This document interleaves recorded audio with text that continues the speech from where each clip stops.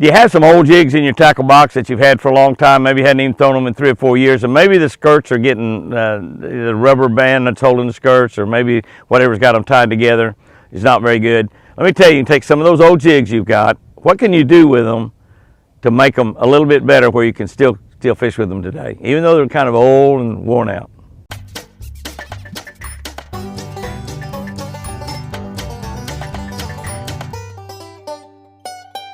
Good morning, guys and girls. Good morning. March 26th. Reading from the book of Luke, the good doctor, Luke 8:50, reading from the Catch a Better Life book.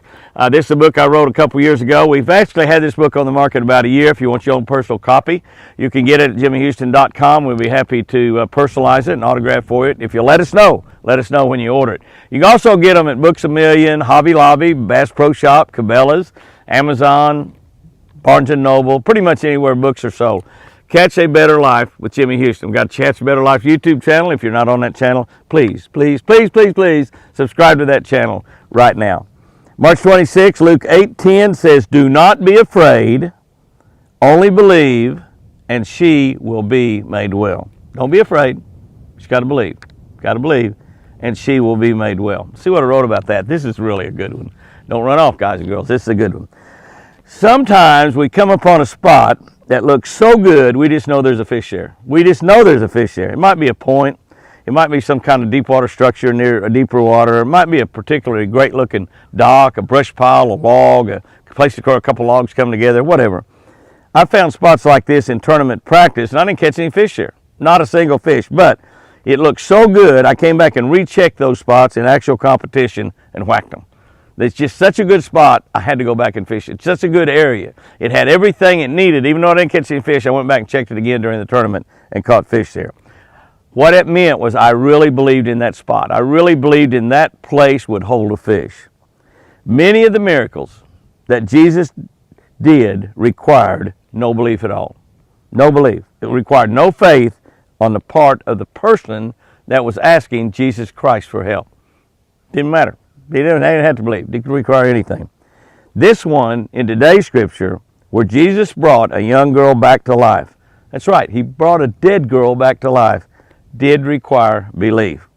That's what he said.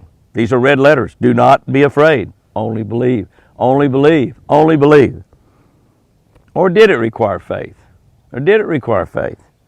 A couple of verses on down after this verse right here, the verse in verse 53 says, they ridiculed him because she was dead.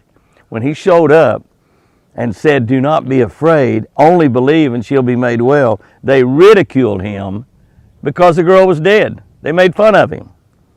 They, who were they? Who were they in this chapter? They were the girl's parents. That's right.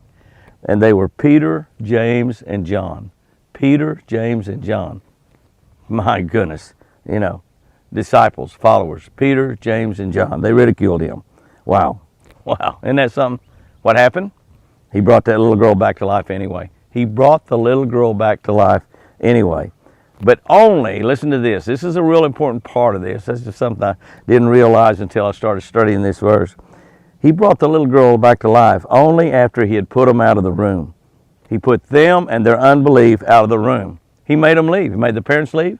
Made Peter, James, and John leave. Our miracle, your miracle, my miracle, might just be waiting for us to put unbelief out of the room. He told them, you can't stay in the room. You leave. You take that unbelief with you. Because in this room, do not be afraid. Only believe, and she'll be made well. Sometimes we got to put our unbelief out of the room and just trust, simply trust in Jesus to do whatever we're asking him. To do whatever we're asking him. Here's today's tip. It's a pretty good one if you got a bunch of old jigs in your tackle box, the skirts are falling apart. On older jigs, use a small wire or even a paper clip, to hold the old skirts together. You can take where the old skirts are falling apart, maybe the rubber's deteriorated, and if you use it, it's just going to fall apart and your skirt's going to be gone.